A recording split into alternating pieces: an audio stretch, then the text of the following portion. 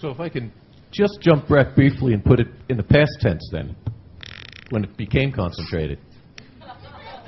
Do we have a sense of why that happened, aside from scale economies and bigger plants? Are there other issues involved in the increase in concentration that occurred during the 80s and 90s? And I agree with you. The major structural change in the industry occurred during the 80s and early 90s. Anybody want to take a shot at that?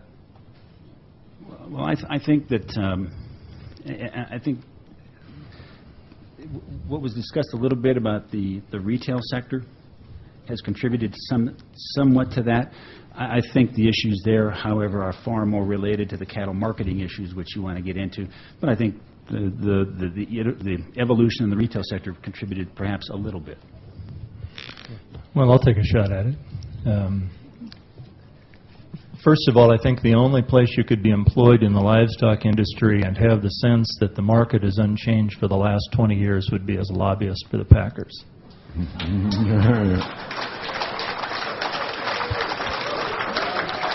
I'll tell our lobbying people that. The second thing I would say is that surely one of the reasons that concentration came to be, continues to grow, and gets worse is because packers with large plants are able to cut up more pieces of meat by the pound, by the hour, for the same wage as if it was a little bit smaller, which creates the marriage between the workers who are here and the producers who are here. We have the same problem. The third thing about concentration is answered with a simple rhetorical question. 64% of the deposit assets of the United States of America, including its federal treasury, are in 4 banks. If you feel safer about your country because of that, raise your hand. And if you don't, then why would you think your food supply is safer at a higher level of concentration than your money?